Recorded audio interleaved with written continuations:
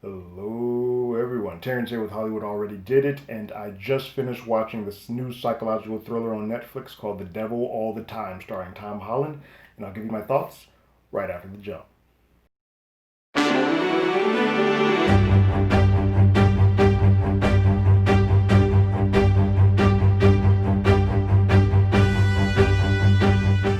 If you haven't already, go ahead and like, share, subscribe to the channel, ring that bell below. Anytime we have something, you will be among the first to know.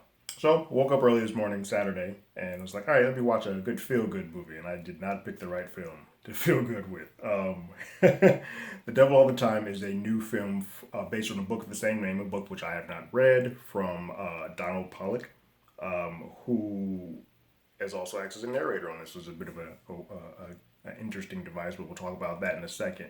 But it's about a movie. It's a movie about a generational story about a group of family and people who kind of circle or orbit around this family, from mothers, daughters, sisters, and the ups and downs of how they're essentially all deplorable or in some way degenerate type of problematic people, and how they deal with life, love, and God, all within the many generations of a family. Stars Tom Holland, Robert Pattinson, Jason Clarke as a Sebastian Stan. It's a pretty eclectic and large cast, although a great deal of them mostly play cameos to slight, very minor roles.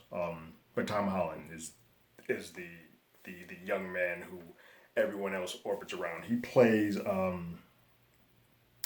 kid named Arvin who has a pretty rough go of it from start and starts to sort of feel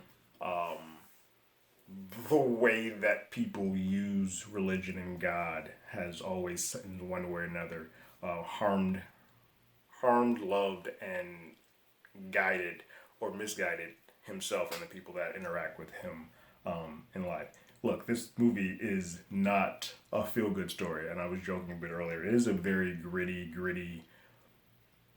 It's not in LA, so I can't say an LA noir, but it is a noir film that takes place in Mead, Ohio, a rural area. If you like movies sort of in the vein of like Mystic River or LA Confidential and sort of merge those two together, that's what you get here. This isn't a feel good story. You're not going to walk out of this with even a clean ending. It's going to be a bit of an ambiguous ending.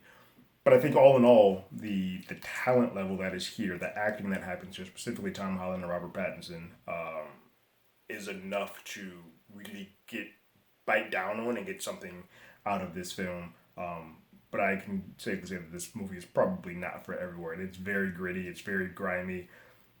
Couple of problems is that there is no one really to root for in this film. You end up basically get going on the side of Tom Holland's character Arvin because he is the one who has had things taken away from him at a clip. But then even he does some things that would be considered to be sinful or sinning when all is said and done.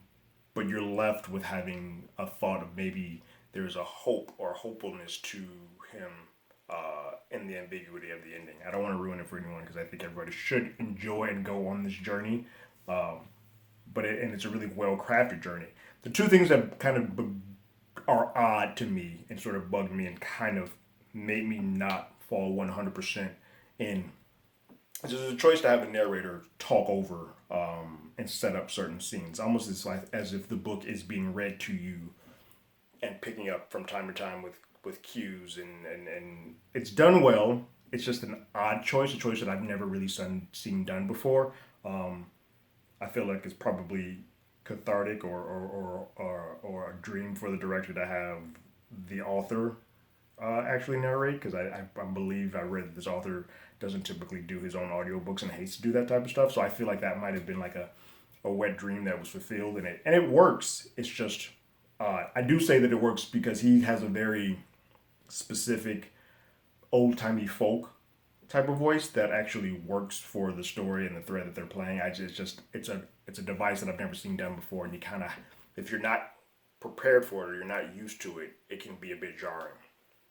The other thing that really kind of took me out of it is that this movie has several, and I don't know if the book does this, but this movie has several lines of characters or several parallel roles that are going sort of at the same time, and the timing of it is chopped up so that some happen before and then or there's some repeat and sort of come back so that these two intersect. as far as the times go. So timing sometimes becomes a bit of an issue. It sort of feels a little bit herky-jerky. But also there are character moments that I'd rather spend more time with them and get a little bit further in their story before I'm kind of pulled out and forced to go back my own way. It feels like I'm being, and it is, you're making the director is, and probably the author is making a tapestry so that you kind of get it all at once, and you finally come to this conclusion at the end when everything converges on one spot. But as a viewer, that's a bit of a, you're forcing me to go one way and then say, hey, never mind that, we'll come back to that later and come back over here. In book form, that's easy to do because your chapters, sometimes your chapter 4 is going to be about one character, and your chapter 5 is going to be about another character. When you're doing that in a linear, in this case non-linear, but you're doing that in a visual form or visual medium, that becomes sort of a hard way to digest that and get that across. But I think everyone else does really well.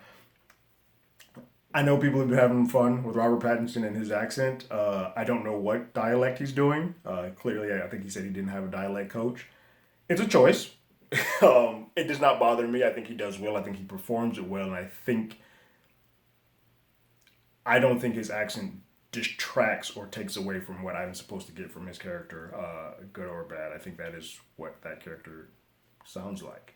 Just the way it feels to me.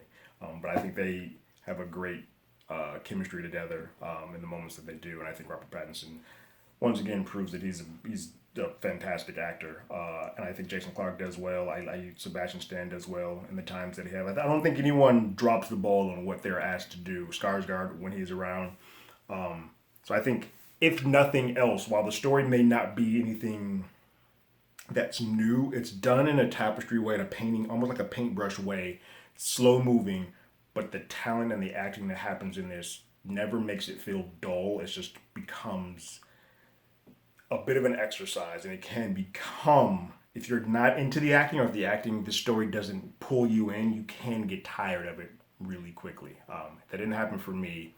But on my scale of once is enough, play it again, Sam, or give me a time stone so that I never have to see this again, this falls in the once is enough. I don't think I'll ever revisit this film unless I'll take scenes like, oh, these two together, acting wise, something that I want to see again. But I don't know if this is a movie that I personally want to go on this journey again, because it's a hard journey to go through. But I do think that you should check it out. For my book readers, I don't know because I didn't read it, but let me know if this sticks to landing, close to what you guys expected in the book form. If you sort of get that in the film. I know originally Chris Evans was playing the part that Sebastian Stan is playing, but scheduling didn't allow that. But I think Sebastian does a really good job. I think there are some great things to play with in this movie as far as the